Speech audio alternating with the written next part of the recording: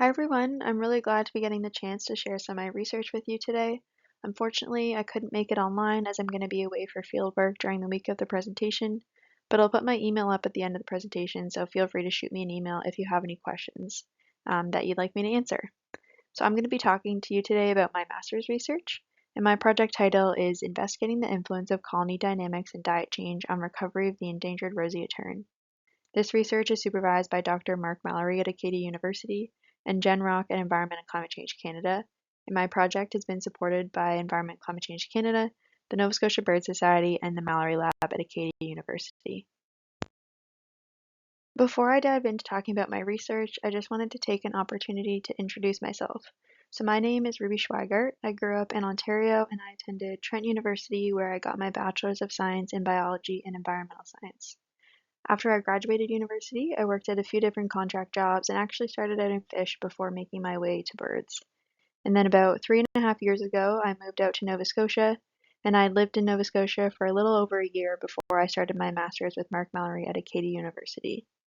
Just within the past couple of weeks, I've actually moved back to Ontario, and I'm now working at Birds Canada as a field biologist working on the Ontario Breeding Bird Atlas.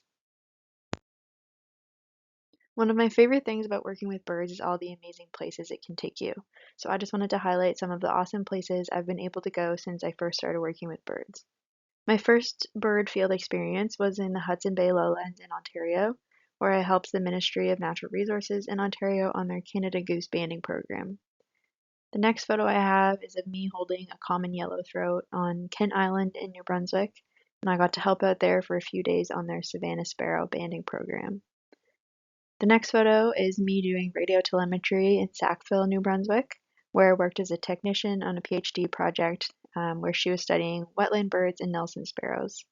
And then lastly, I have a photo of me in Greenland just from this past fall, and I got to be a seabird observer on a cruise ship with Adventure Canada, which the trip started in Greenland and then went through the Northwest Passage in the Canadian Arctic, which was a really incredible experience. Most recently, birds have taken me to Country Island in Nova Scotia to conduct my master's research, and I spent the summers of 2023 and 2024 on the island collecting data. I wanted to start by giving a bit of a background on the island. So Country Island is located on the eastern shore of Nova Scotia. The island is about 21 hectares in size and is 5 kilometers from mainland Nova Scotia. These next few slides have information and images that I took from Jen Rock at Environment and Climate Change Canada, who oversees the Country Island project. So Country Island has been recognized as a significant site for seabirds by several programs. The Country Island Complex, which includes Country Island and other nearby offshore islands, was first designated as an important bird area and a key biodiversity area in 2008, and as of January 2025, it is now a national wildlife area. Country Island supports a mixed seabird colony, including regionally significant populations of multiple species. So it supports the second largest number of breeding roseate terns in Canada, supports approximately 1/3 of Nova Scotia's breeding terns, including Arctic and Common Terns. It is one of the largest leeches storm petrel colonies in Atlantic Canada outside of Newfoundland, and it also supports regionally significant populations of both black guillemot and common eider. So getting into some of the history of Country Island, our knowledge of human history on the island is limited to very recent history. We don't have much information on Mi'kmaq use of the island, but the folks at Environment and Climate Change Canada are also very eager to learn more. Most of our knowledge of the human use of Country Island comes from the era of lighthouse keepers. So the lighthouse was manned from 1873 to 1986, when it was automated and the island was left uninhabited. But during that period, lighthouse keepers and their families lived on the island, keeping livestock and planting gardens. Following automation of lighthouses, the island was uninhabited by people for approximately 10 years. Then, in 1996, a master's student came to the island to study roseate terns. This master's project documented high levels of predation by gulls and corvids that caused breeding failure of the tern colony in 1996 and very low return rates in 1997. So in 1998, the Canadian Wildlife Service initiated a roseate tern recovery project, which focused on managing predators using non-lethal methods and monitoring demographic parameters of roseates and co-nesting Arctic and common terns. Despite this program, roseate terns have actually continually declined at the site over the years, while Arctic and Common Tern numbers have both increased nearly fourfold to over 2,000 pairs. From 2020 to 2022, no research team was present on the island due to the COVID-19 pandemic and restrictions from avian influenza in the following years. Since predator management had not been facilitating recovery of roseate terns as was anticipated, once researchers returned to the island in 2023 and 2024, it presented an opportunity to reassess the needs for predator control, so none was undertaken in those years. Now that you have a bit more background information about the site, I will get into my thesis work. So my project is primarily focused on roseate terns, and this species has a global distribution, as you can see here on the map, but also has quite a limited breeding range. I'll be focusing most of my discussion on the northeastern population of roseate terns, which breeds from Canada to New York. Roseate terns have been listed as endangered in Canada since 1999 and listed in the US since 1987. Majority of the breeding pairs of this population nest on 3 islands in New York and Massachusetts. In Canada, there's estimated to be around 100 breeding pairs of roseates.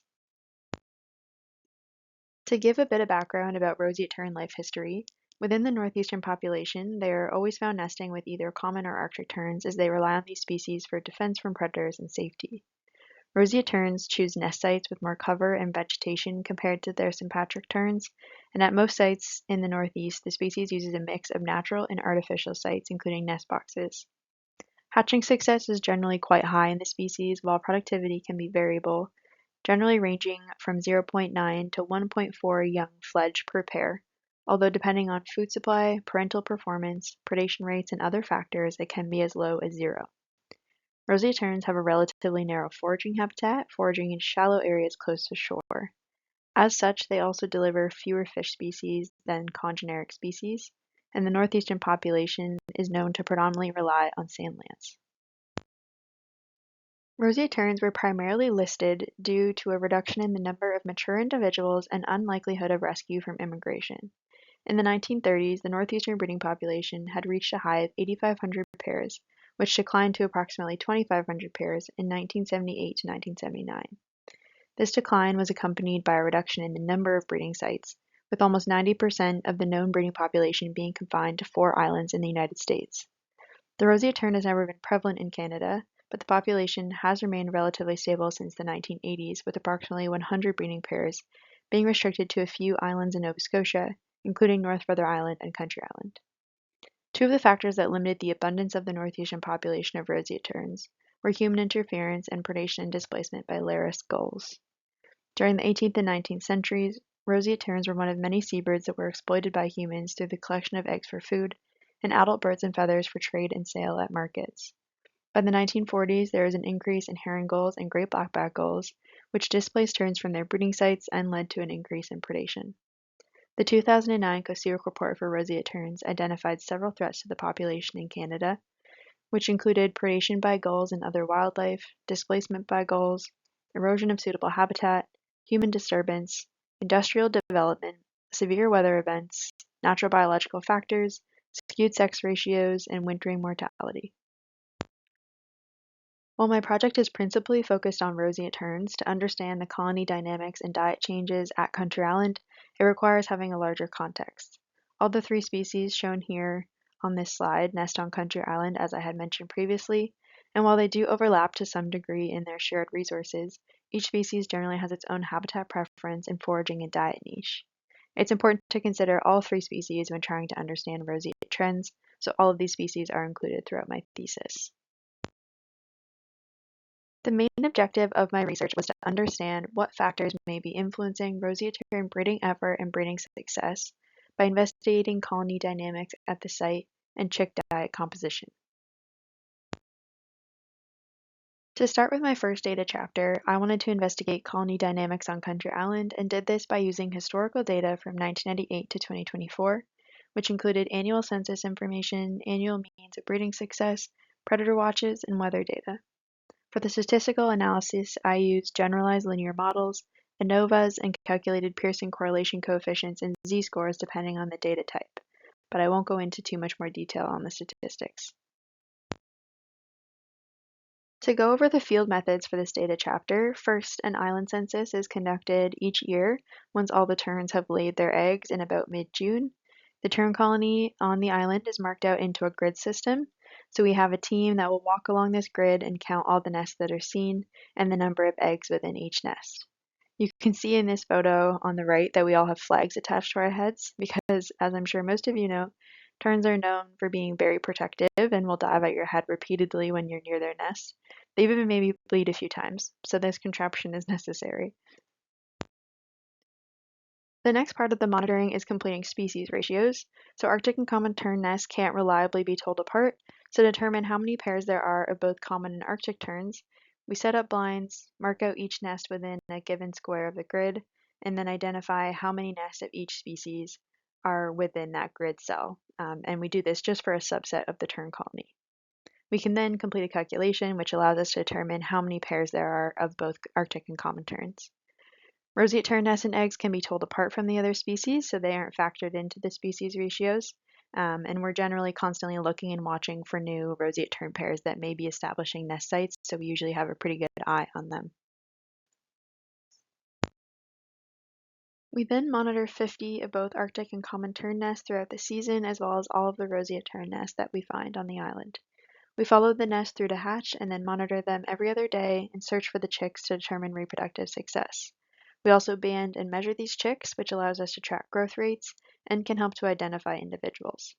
In the photo in the middle, I'm weighing a chick in a bag, and then the photo on the right is of a roseate tern fledgling with its new field-readable band.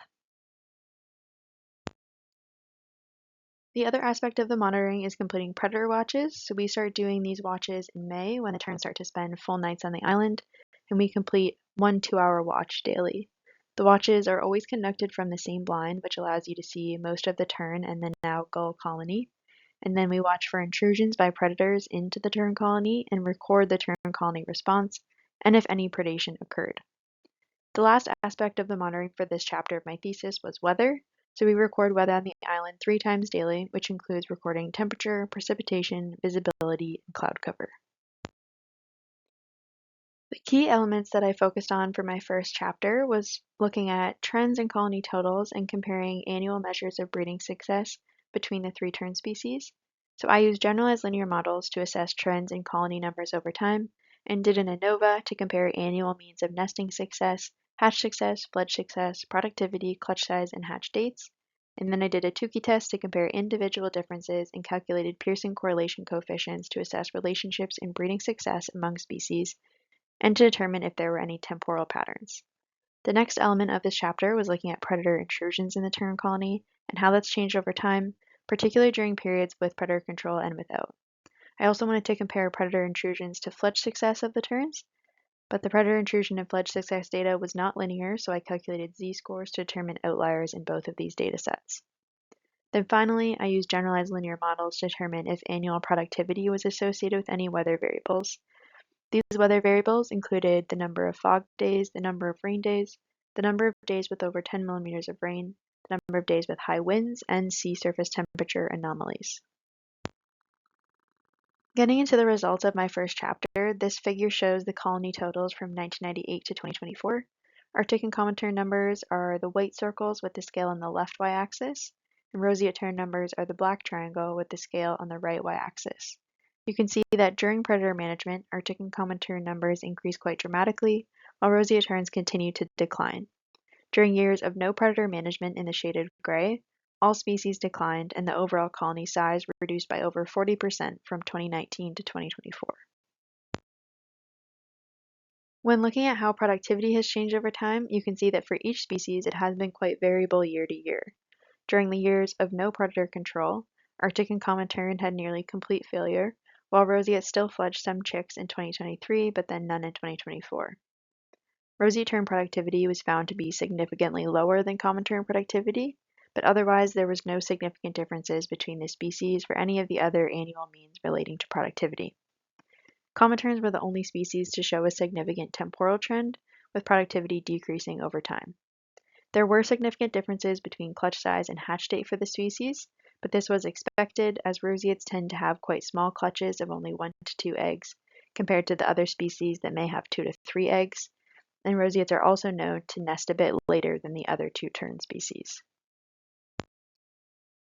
When looking at trends in predator intrusion rates, I found that the rate of successful predator intrusions increased in years with no predator control, and 2023 and 2024 were both considered outliers. You can see that the predator intrusion rates increase while fledge success declines in the last 2 years. Over time, gulls have continued to be the most common predator associated with intrusions in the tern colony.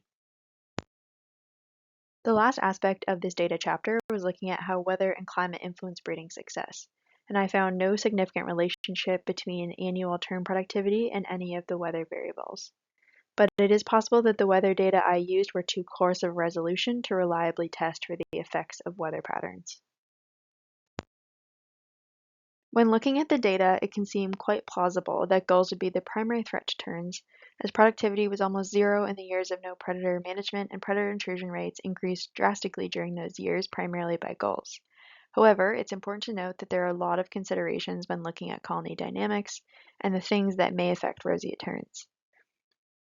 Just to mention a few, in the last 2 years, we had additional predators besides gulls on the island that may have caused some disturbance, including yellow-crowned night herons, which can force terns off their nests in the night.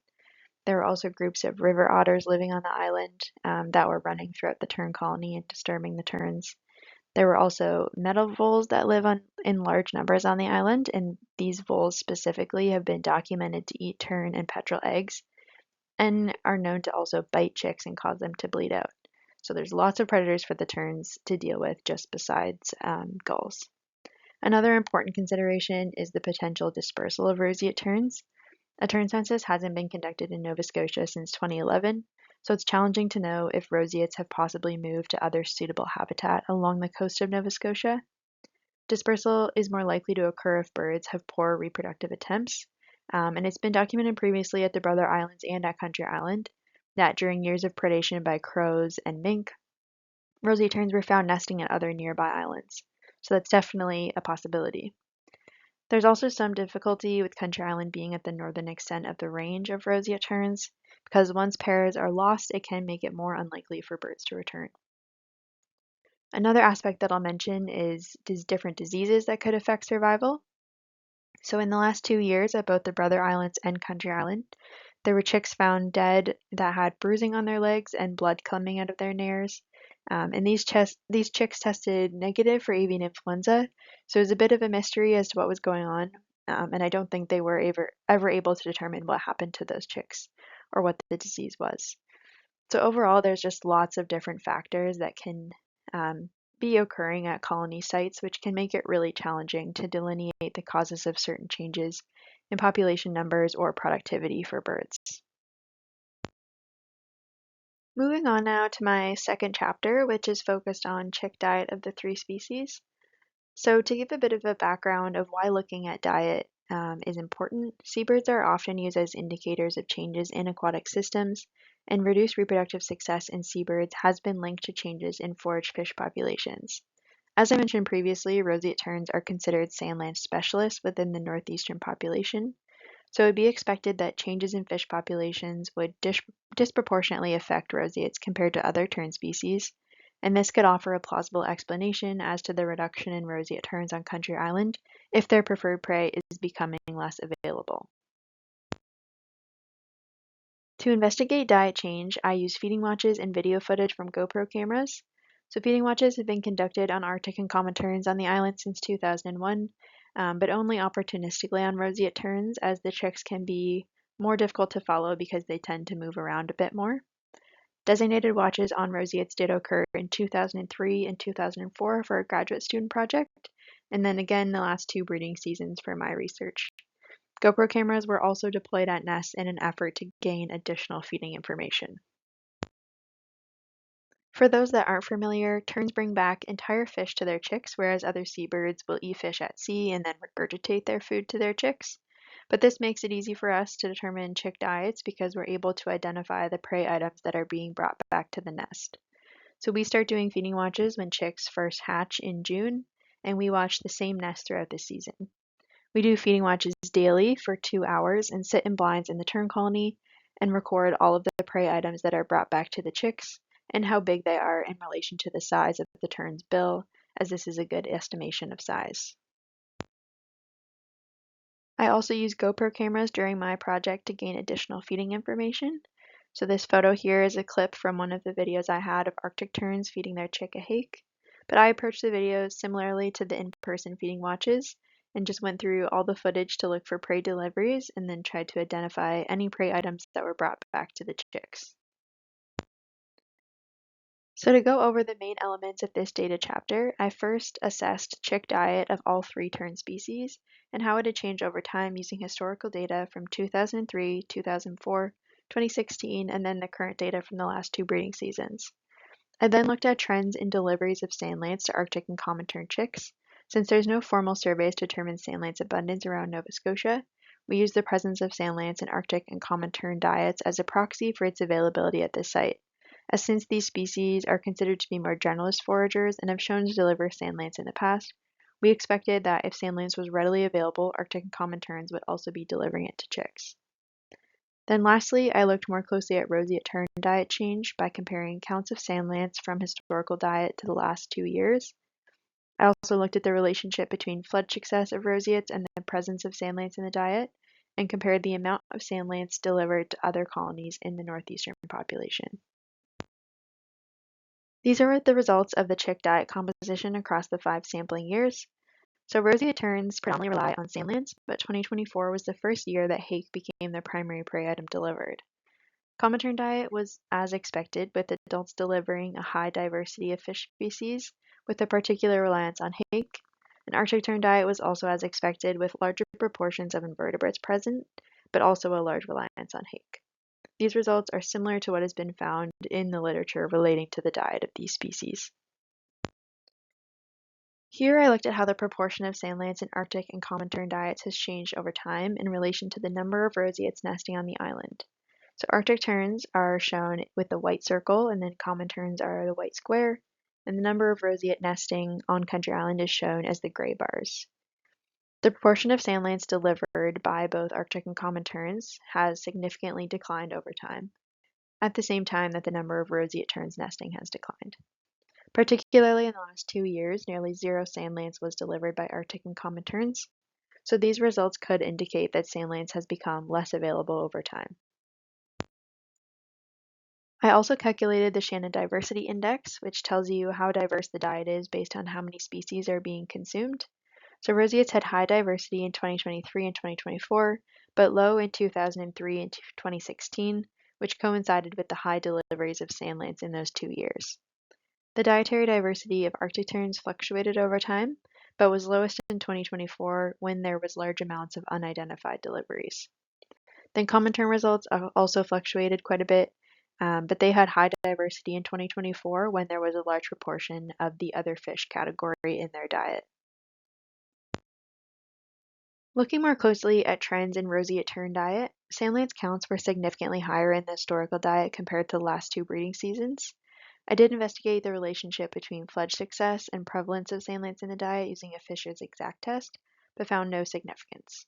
And when comparing to other colonies, as you can see here in the table, sandlants amounts are really quite variable across the northeastern population, and even in areas like North Brother, where the roseate population has been increasing in recent years, sandlants is only a quarter of the items being delivered. At the same time, the largest roseate tern colonies, including Bird Island and Great Gull Island, are found to consume almost exclusively sandlants.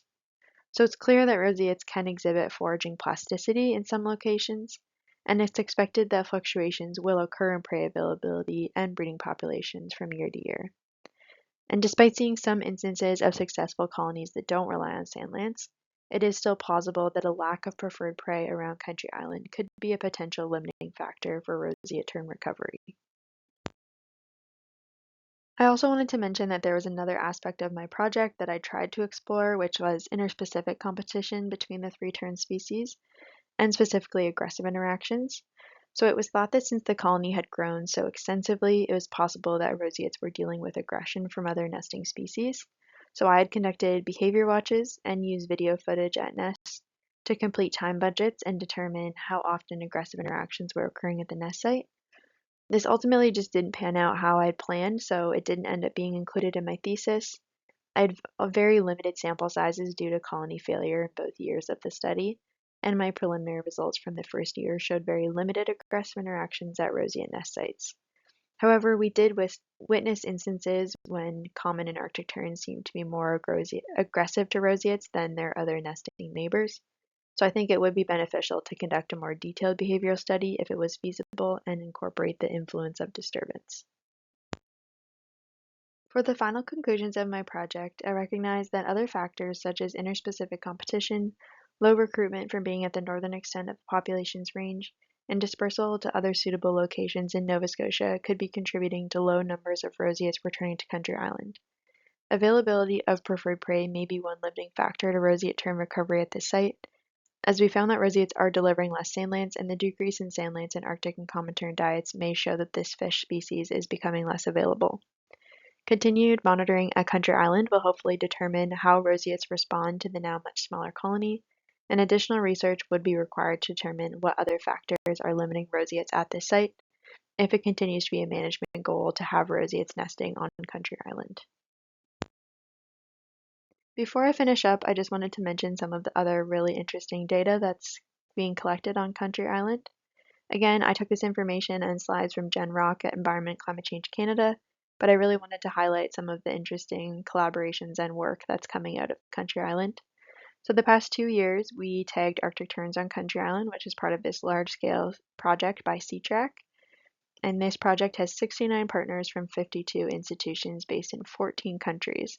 So it's a really big collaboration, and this project aims to map the non-breeding distribution of seabirds and understand how changes in environmental conditions or other threats affect seabird demography and populations.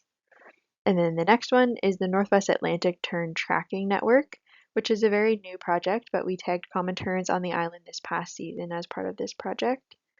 And this network extends our data collection to post-breeding movements, and in some rare cases, you can obtain year-round tracks from these birds. But the network is really key because you can only obtain data from these birds if the birds pass nearby base stations. And this tracking work is being done to try and understand how pressures like wind development and fisheries may affect seabirds. There's also a project called Project Poop, which is coordinated by Gemma Klukas at Cornell University, which is a little less glamorous, but you can easily collect poop samples from chicks of the colony, and this aims to track variation in diet as an indicator of forage fish availability. And there are contributors to this project all along the Atlantic coast. Then lastly, I wanted to mention Katie Ryder, who's a master's student also working on Country Island, and she's looking at diet and movement of herring gulls to determine predator-prey dynamics and the efficacy of predator management on the island. And her project is going to be really crucial in determining the future management strategies on Country Island. And that is all I have for today. Thanks so much for listening to my presentation and inviting me to talk here today. I'm really grateful to the Nova Scotia Bird Society for supporting my research. And again, I'm sorry I couldn't make it online, but I'm happy to answer any questions over email, so I put my email on the slide here if you'd like to contact me. Thanks again.